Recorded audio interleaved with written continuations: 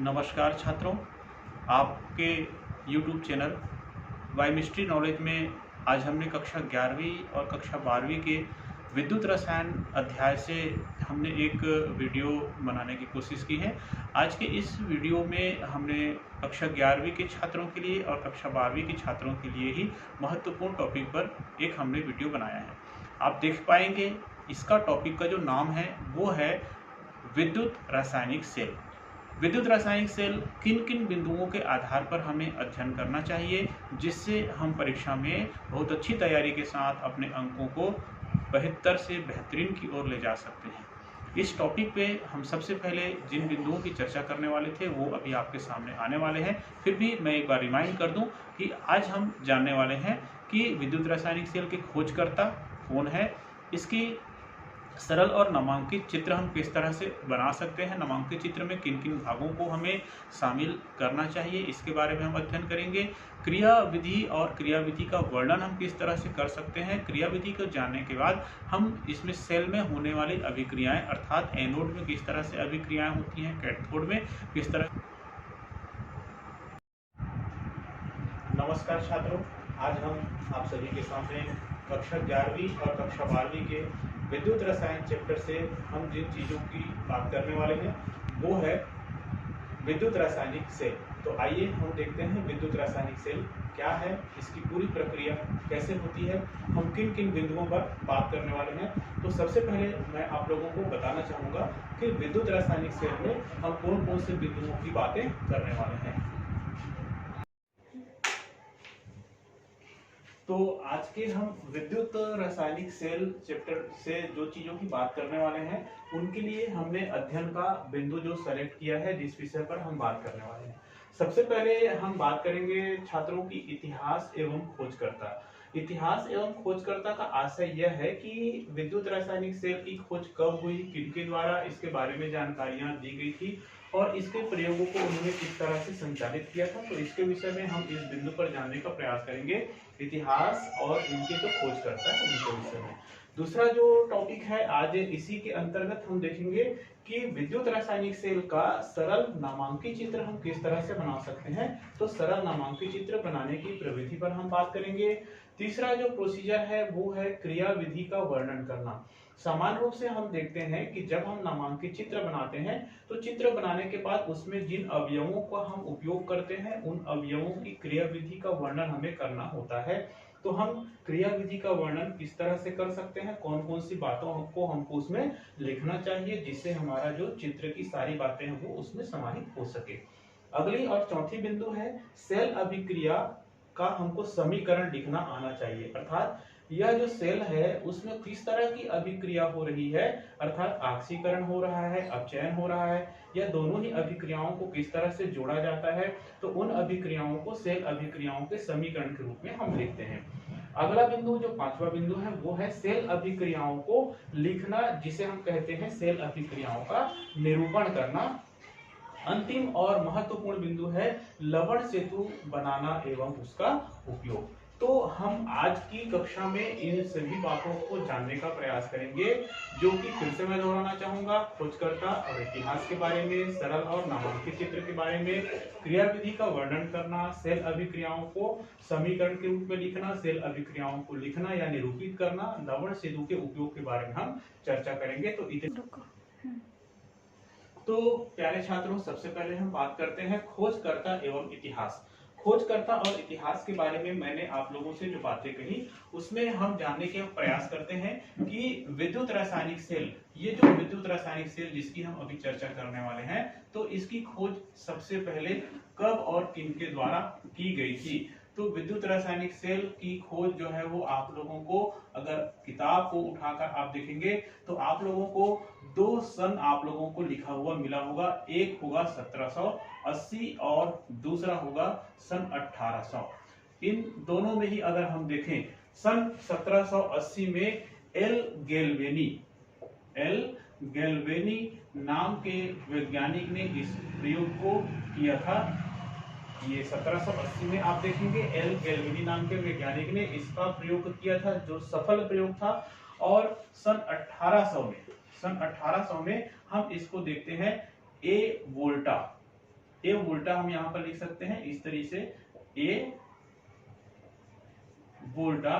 तो ये दो ही अलग अलग वैज्ञानिक हुए हैं जिन्होंने विद्युत रासायनिक सेल के बारे में हमें बताया है। सन 1780 में एल गैल्वेनी के द्वारा इसके बारे में बताया गया और सन 1800 में ए वोल्टा के द्वारा, जिसको हम अलेक्जेंडर वोल्टा के नाम से जानते हैं, इन दोनों के द्वारा ही यह जो है वो लगभग एक ही समय के आसपास में इनको बताया गया था। तो हमारे जो इस विद्युत रासायनिक सेल के खोजकर्ता के रूप में हम जानते हैं, तो दोनों ही का नाम अर्थात गैल्वेनी और वोल्टा के नाम से इनको जाना जाता है और इन दोनों के नाम के कारण ही इनको हम दो अलग अलग नामों से भी जानते हैं। इसको हम सरल गैल्वेनिक सेल के नाम से भी जानते हैं। चलिए हम यहाँ पर नोट करते हैं, सरल गैल्वेनिक सेल, ये एक नाम से इसको भी जाना जाता है, सरल गैल्वेनिक सेल के नाम से जाना जाता है। दूसरा अगर हम देखें तो इसको सरल वोल्टी सेल के नाम से भी जाना जाता है, सरल वोल्टीय सेल, ये दो नामों से इसको जाना जाता है और ये दोनों ही लगभग इस 1780 और 1800 लगभग 1800 के आसपास में इन दोनों की खोज जो है वो हुई थी। तो इसके बारे में चलिए आइए हम जानने का प्रयास करते हैं। अगला जो बिंदु है वो है इसका सरल नामांकित चित्र। तो हमने अभी जाना कि इसका इतिहास और खोजकर्ता क्या है। अब हम इसके अगले बिंदु पर जाने का प्रयास करेंगे कि इसका सरल और नामांकित चित्र किस तरह से बनाया जा सकता है। आइए हम देखते हैं यहाँ पर जब इसका हम चित्र बनाने का प्रयास करते हैं तो चित्र किस तरह से बनाया जाता है। हमको दो पात्र लेना है। जब भी हम इस तरह से सरल गैल्वेनिक सेल या विद्युत रासायनिक अभिक्रिया को दिखाने का या प्रदर्शित करने की कोशिश करेंगे तो हमारे पास दो बीकर की हमें आवश्यकता होगी और इस तरह से हमको ये चित्र जो है वो बनाना होगा। चलिए हम इस चित्र को इस तरीके से समान रूप से मैं आपके सामने बनाने की कोशिश कर रहा हूँ और इसमें हम उन बातों को समाहित करेंगे जो पाठ्य पुस्तक में भी दी गई हैं और जिनके बिना हमारा विद्युत रासायनिक सेल बन नहीं सकता। सबसे पहले हम देख रहे हैं हमने एक दो पात्र लिया हुआ है। इस तरह से इसको हम नामांकित कर सकते हैं, इस तरह से इसको नामांकित करते हैं। ये क्या है, हमने लिया हुआ है यहाँ पर बीकर लिया हुआ है, ठीक है। दो बीकर हमने लिया हुआ है। अब एक बीकर में जिसमें हम कुछ विद्युत अपघट्य यहाँ पर लेंगे। विद्युत अपघट्य, चलिए मैं यहाँ पर इस तरह से एक विद्युत अपघट्य यहाँ पर ले रहा हूँ। इस विद्युत अपघट्य का नाम अभी मैं आपको थोड़ी देर में बताने वाला हूँ। पहले सबसे पहले हम यहाँ पर बनाए विद्युत अपघट्य। ये मैंने यहाँ पर एक विद्युत अपघट्य लिया है। इस विद्युत अपघट्य को हम कहते हैं ZnSO4 और इसकी जो सांद्रता हम यहाँ पर लेंगे वो होगा 1 मोलर। अर्थात एक पात्र में, एक बीकर में हमने एक विद्युत अपघट्य लिया है जिसका नाम है जिंक सल्फेट और इसकी जो सांद्रता होती है वो होगी 1 मोलर, ठीक है। चलिए इसमें आगे हम और कौन कौन सी बातों को जानना चाहेंगे। इस जिंक सल्फेट के 1 मोलर सांद्रण में हमको आगे क्या लेना है, एक जिंक का प्लेट लेना है। इस तरह से मैं आपके सामने यहाँ पर एक रेड कलर का उपयोग करते हुए एक प्लेट बना रहा हूं। ये हमारा होगा जिंक का प्लेट और इस जिंक के प्लेट पे कौन कौन सी बातें आएगी। जिंक के प्लेट को मैं थोड़ा सा इस तरह से कलरिंग कर देता हूं ताकि हम इसको आइडेंटिफाई कर सकें। ये हुआ जिंक का प्लेट। सरल और नामांकित चित्र रेखा चित्र के रूप में हमें बनाना होता है। चलिए मैं यहाँ पर जिंक का प्लेट बना दिया हूं। तो नामांकन के दौरान कुछ बातें जो है वो अक्सर परीक्षा के समय हमसे छूट जाती है, इसलिए मैं छूटे नहीं करके सीधे सीधे उनका नामांकन भी सीधे सीधे करते जा रहा हूं। तो यहाँ पर आप लिख सकते हैं जिंक की छड़ या जिंक की प्लेट लिख सकते हैं। चलिए दूसरे बीकर पर हम देखते हैं दूसरे बीकर पर क्या कर रहे हैं। दूसरे बीकर मतलब ये हमारा दूसरा बीकर है जो कि बाएं साइड पे है, ये बायां साइड और दूसरा जो है वो दायां साइड। दायां साइड पे हम देखते हैं हमने लिया हुआ है पहले वाले बीकर में जिंक सल्फेट जिसमें जिंक की छड़ जो है वह डूबी हुई है। दूसरे बीकर पर जो कि हमारे राइट हैंड साइड पर है उस पर भी हम एक विद्युत अपघट्य लेने वाले हैं। इस विद्युत अपघट्य को इस तरह से मैं dash dash dash dash dash के रूप में थोड़ा सा जल के चिन्ह के रूप में मैं आपके सामने प्रदर्शित कर रहा हूं।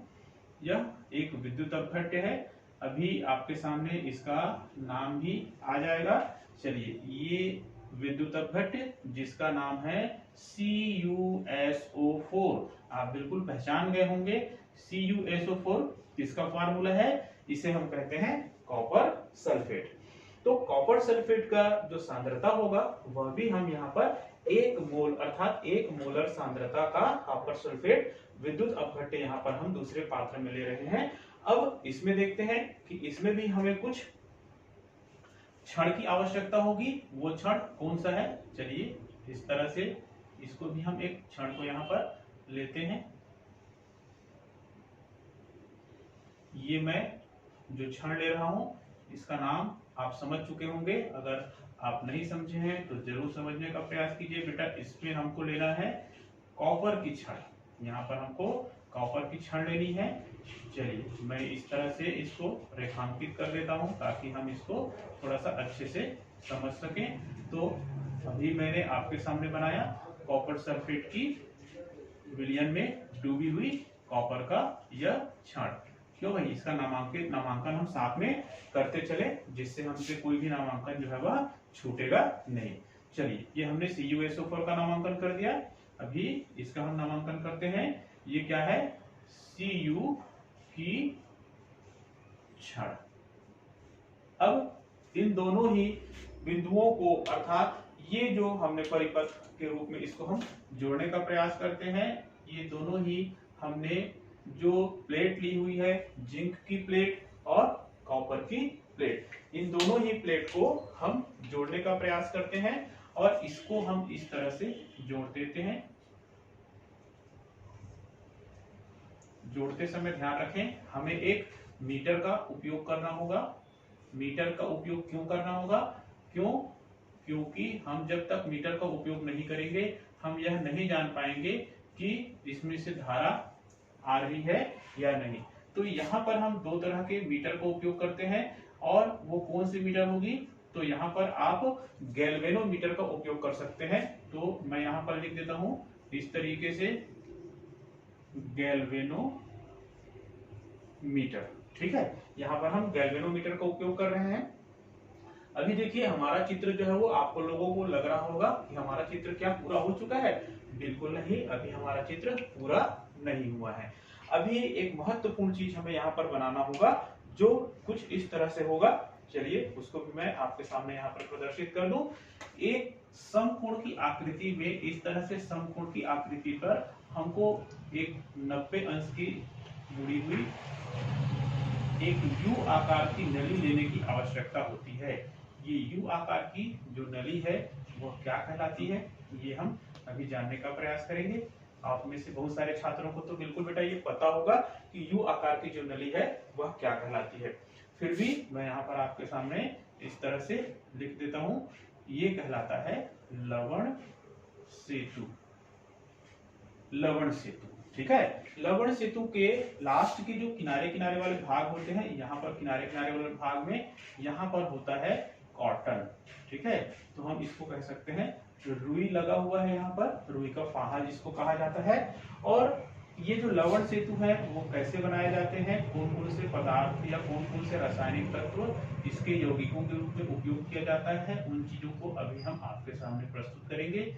तो अभी आप देख सकते हैं हमारा जो विद्युत रासायनिक सेल, मैं आज के टॉपिक पर जिस विषय की चर्चा कर रहा हूं यह है विद्युत रासायनिक सेल। और विद्युत रासायनिक सेल का लगभग हमारे पास एक चित्र जो है वो बन चुका है, या हम कह सकते हैं विद्युत रासायनिक सेल का नामांकित रेखा चित्र। तो अभी हम जिस बिंदु पर बात कर रहे थे वो क्या है, नामांकित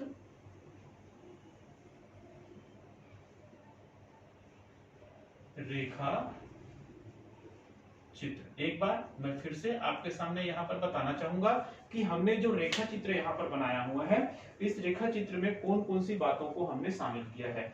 तो जब आप वर्णन करेंगे, आप यहाँ पर देख सकते हैं मैंने बिंदु को साफ साफ सरल शब्दों में मैंने बेटा अंकित कर दिया है कि जब हम विद्युत रासायनिक सेल का अध्ययन करेंगे तो विद्युत रासायनिक सेल के अध्ययन के कौन कौन से बिंदु हमारे लिए प्रमुख है, जिन बातों को हमको समझने की आवश्यकता है। तो सबसे पहले हमने इतिहास एवं खोजकर्ता की बात की। दूसरा है सरल और नामांकित चित्र। सरल और नामांकित चित्र हमने अभी आपके सामने यहाँ पर बनाया हुआ है, प्रस्तुत किया हुआ है, तो उसका अब हमको करना है वर्णन। चलिए अब हम करते हैं, इसका वर्णन करते हैं। और वर्णन करते समय हम कौन कौन सी बातों को ध्यान में रखते हैं, मैं समान रूप से आप लोगों को बोलते जा रहा हूँ, यहाँ पर लिख नहीं रहा हूँ, पर आप उनको जरूर समझने का प्रयास करेंगे। हम यहाँ पर जिन चीजों को लिए हुए हैं, जिन चीजों का चित्र बनाए हुए हैं, उन्हीं चीजों को हम क्या कर सकते हैं, अपने क्रियाविधि या वर्णन के रूप में हम लिख सकते हैं। तो चलिए वर्णन यहाँ पर मैं समान रूप से आपके सामने वर्णन करने जा रहा हूँ, उन चीजों को ध्यान दें।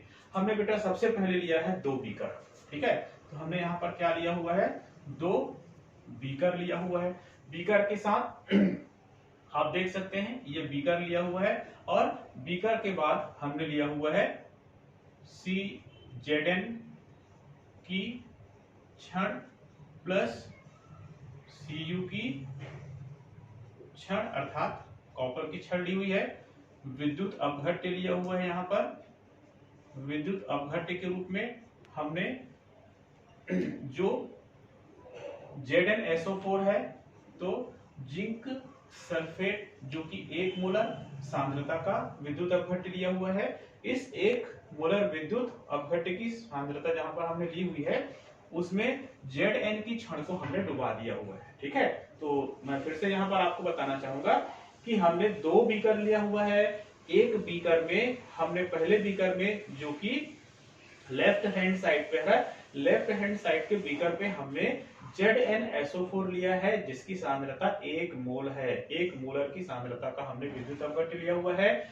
इस ZnSO4 के बीकर में हमने जिंक की छड़ को डुबाया हुआ है। ये जो जिंक की छड़ है आप देख सकते हैं, यहाँ पर मैंने इसको अलग रंग से रेखांकित किया हुआ है, लाल रंग से मैंने रेखांकित किया हुआ है, और यहाँ से मैंने एक इलेक्ट्रोड की भांति यहाँ पर मैंने उसको रेखा चित्र में प्रदर्शित किया है।